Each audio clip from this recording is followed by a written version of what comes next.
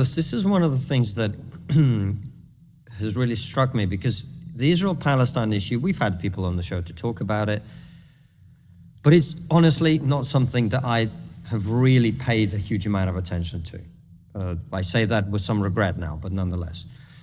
What has struck me is I don't understand the double standards that seem to apply to Israel. I'd never really paid attention to, and therefore I haven't, but I don't understand. I mean, we're talking now about proportionality. And this is they always do, as long as it involves Israel. And I haven't understood what that means exactly, because I don't think Israel would want to go into Gaza and butcher innocent civilians in the way that Hamas did. And also, in a war, proportionality is moronic. You're trying to win. Yeah, of course. So why are people calling for proportionality? Because they want Israel to lose. That's all. No, the international community always does this. There's, not much love lost across much of the world for Israel, for the same reasons as I described much of the Muslim world not having much love for Israel. Becomes the whipping boy, the scapegoat of the international community. The joke that the UN should have a football team. They would say, well, who would they play? Israel, obviously. There was a vote at the UN the other day, a few days ago, which simply called for one thing, which was the international condemnation of the Hamas massacres of the 7th of October. It didn't pass. The UN couldn't bring itself to vote to condemn the massacre of the 7th of October. And when it was announced in the hall that it hadn't passed, there was much whooping and clapping. Now, we've seen this before, of course. In 1975, there was a resolution at the United Nations in New York that Zionism is racism. One of those proposing this motion was Idi Amin, fine, upstanding gentleman. A good guy. Yeah. And again, people watching who don't know who Idi Amin is, educate yourself. And the evening that the vote was put to the UN, a drinks reception was held at the United Nations for those voting that Zionism was racism. And who was hosting the drinks party? Kurt Waldheim. Again, people can look him up. Kurt Waldheim is the former Chancellor of Austria. He was a member of an SS battalion in World War II.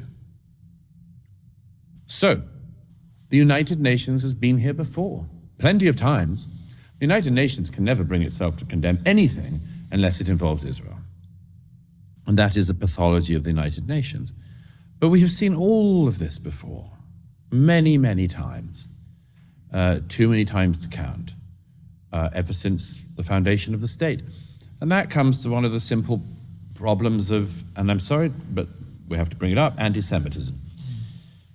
One of the simple problems about anti-Semitism is, as everybody who knows about it knows, is that it's a shape-shifting virus.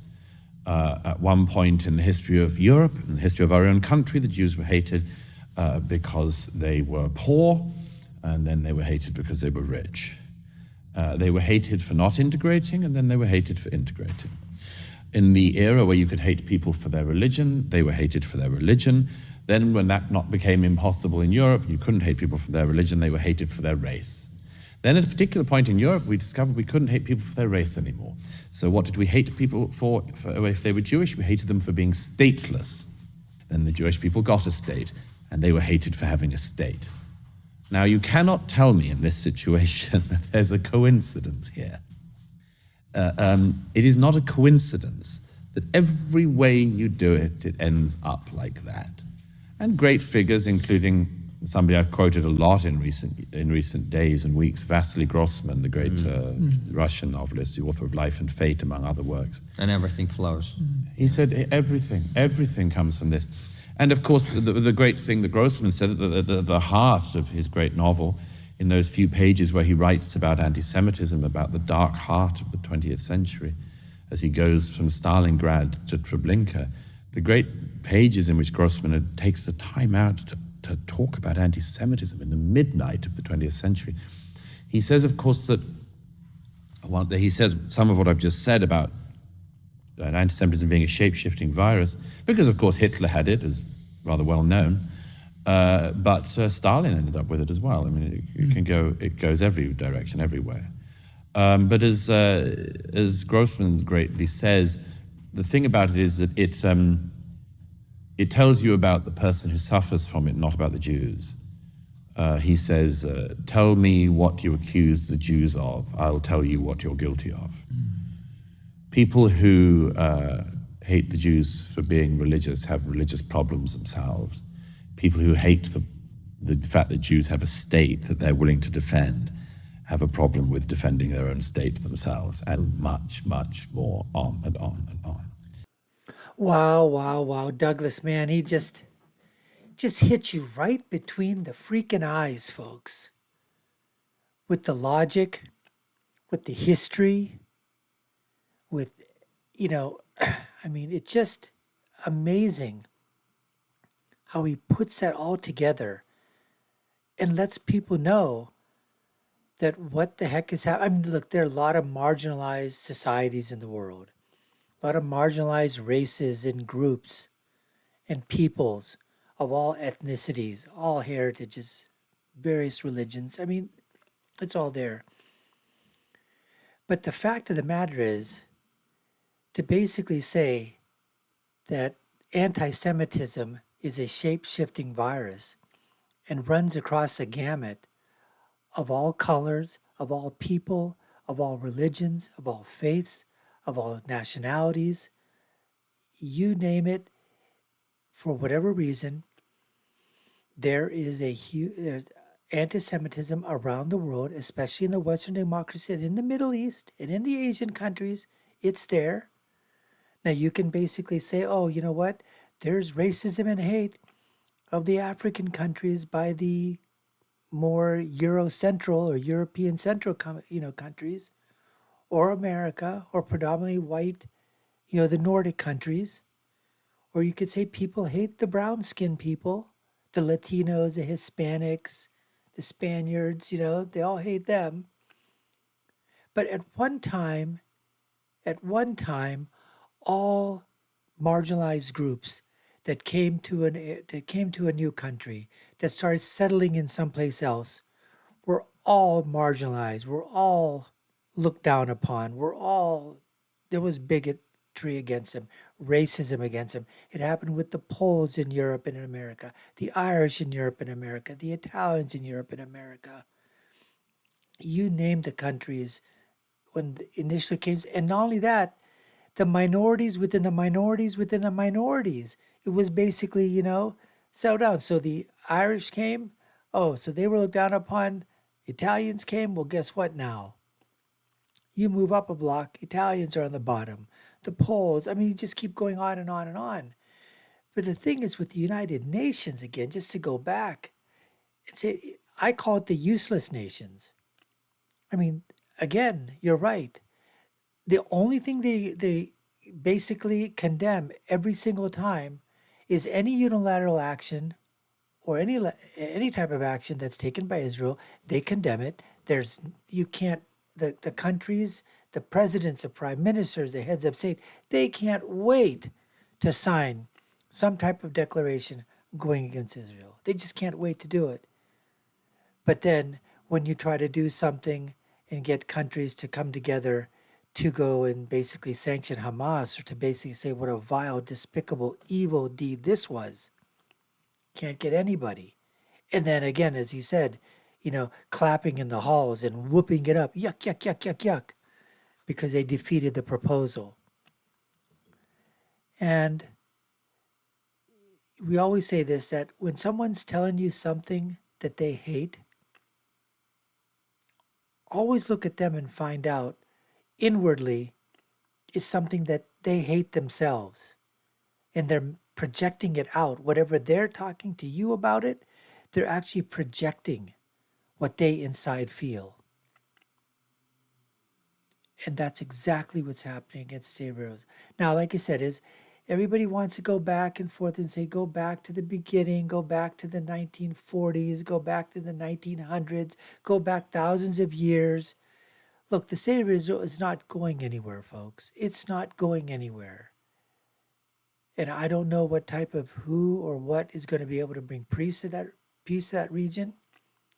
But if this continues to go on the way it is, every time Israel is going to be attacked, they're going to defend themselves, and they're going to go, on the offensive as well. And then the whole thing of proportionality is going to rear its head one more time. And they're going to be talking about it again. Was it proportional? And like Constantine says, proportionality in war, that's just being retarded. There is no such thing as proportionality in war. You try to decimate your opponent completely, the armed opponent. Anyways, we appreciate it. Oh, that's sorry about that. Let's go on with this interview right now. Point in previous interviews. So I have a grandfather from originally from Lebanon, Coptic Christian, but he was an anti-Semite. And people don't understand, when people comment in the West, they don't understand the depths of hatred that exists in that region. And when I say the word hatred, I mean it in its truest sense of the word. People in the West, they don't understand that emotion in the way that it's expressed over there. They don't anymore. They could do in the years to come, yeah. And to the point that you then have people opining about it, and I just look at them and I go, you have no idea of what you're talking about. You have no idea. You have no concept. Yeah. You're applying a Western lens to judge a problem or an issue which is not Western. Yeah, they, well, Israel, in the era that we've grown up, Israel suffers from being able to protect itself. Something that Europeans will not forgive it for. And many people in the West will not forgive it for. By the way, there's a fascinating thing in that because, of course, I mean, Israelis really do try to protect their borders, really do take it seriously when their borders are made porous, and they really do try to cohere as a nation. They try to defend themselves as a nation. They, of course, have the draft, so everybody is involved in the defense of the nation. And this is all stuff that Europeans in particular think is in the past. We're past borders, we're past defense, we're past armies. The MOD and the Ministry of Defense in the UK, it effectively operates as an NGO. And it does things like, it's a bit like that Hillary Clinton thing where she said a little while ago, the first victims of war are women. I'm not quite sure about that. I think they are, of course, victims of war. It tends to be the first victims of war, the men who are fighting and dying. But anyway, she's just there's a bit of the Hillary MOD idiot. currently that is obsessed with the issue of women in conflict.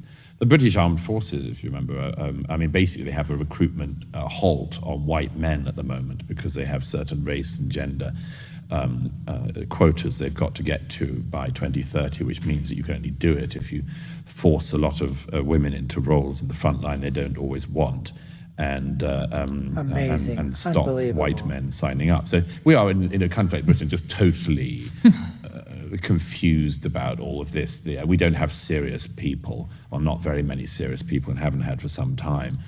And the Israelis do have to be serious. And as we were reminded on the 7th of October, when things go wrong, and something went many things went very badly wrong, but they have to respond. I mean, what did we do in Britain when 23 young women were blown up in a Nothing. suicide bombing You at did Manchester absolutely Arena? zip, zero, nada. We crooned, You "Don't did look nothing. back," and we're all diverted by the media who told us, "Don't look back in anger." Shut up. So the idea that Don't look we back in know anger. what to do in this situation is nonsense. We see the Israelis struggling through things that we struggled through in history, and certain numbers of people dislike them for having to struggle through that still. Didn't you know we're in this Because they era have where we the just guts to sing do what's Kumbaya necessary to after be we're done. attacked? And the one that always stood out for me, actually even more so than the Manchester bombings and that act of terrorism, was the murder of Sir David Amess. Oh yeah, well that was just memory hold by his own colleagues in the most shameless way. Killed by a jihadist who sat beside his body, very pleased with his work. And if you listened to the debate in the House the next day or a couple of days later in memory of Sir David Amess, who was killed, just over 2 years ago? If you listen to the debate in the House, you'd have thought he died of natural causes. I think his colleagues behaved shamefully. They all said how much they wanted to pay tribute to his memory. Well, they didn't. They didn't. They betrayed his memory. He was killed by somebody who was an Islamic extremist, supremacist, jihadist, call him what you want. The whole of the House of Commons covered for that. Now, some people said to me, Douglas, you cannot point this out. You might jeopardize the trial. The reason they're not saying this is because they don't want to say these things ahead of the trial. This man is simply the suspect. The one you found covered in Mr. David's blood beside the body, yes, of course, he's still a suspect. You mustn't prejudge the motives. No, of course put not. that discussion off for another time. When is the other time? The other time is after the Never sentencing. came. Oh, good, I look forward to it. Never came. It never After the came. sentencing. Anything? Nothing. Crickets. In this country, in Britain, we can't seem to summon up the guts to talk about this anytime. And you know why? Because no one knows what to do. I would say it's because they're scared, Douglas, if I'm honest. They're terrified because they're part of them are thinking, and they look at Sir David, and I actually met Sir David. He was a wonderful man, really. Lovely man. An English eccentric in the best sense of the word. But they're looking at him, and they've sat down, and they've eaten lunch with him, and they've drunk with him, and they think, shit, that could be me. Well, you know what? Joe Cox was also killed by an extremist, a lone wolf madman who seems to have been inspired by some kind of neo-Nazi ideology and one of these kind of loser fringe of the most fringe people. And I don't remember after Joe Cox's murder people saying, let's not prejudge why the murderer did it, or let's not spread any blame around. I don't remember that. I missed that. There was an awful lot of spreading of blame around. They tried to blame everybody who was about to vote Brexit for the murder. They wanted to blame the whole Leave EU campaign for the murder. So I didn't see any lack of prejudging there, but I also didn't notice that MPs were quiet in identifying the ideology of the man who had murdered their colleague. So, why did they not fear gangs of neo-Nazi men coming around and stabbing and decapitating MPs in the name of neo-Nazism? Because it's not a very big thing in Britain. Despite the bogeyman holding out of neo-Nazis as always being about to take over. Don't forget, of course, we live in a country where the left, The Guardian and others repeatedly describe Suella Braverman as far right. So, although they use that language, they clearly don't believe it or mean it, because they would be fearful. I mean, I don't doubt, of course, many MPs and many I've spoken to from the Labour Party and elsewhere were very, very shocked by Joe Cox's murder. And it was deeply, deeply shocking. But I think that most people have recognized there are not very many people in Britain actually likely to follow, I hope, that murder of Joe Cox's extreme mad ideology. There was certainly nobody in the country who would cover for him or say, well, he had a point or anything like that. Nobody wanted to be near that filth.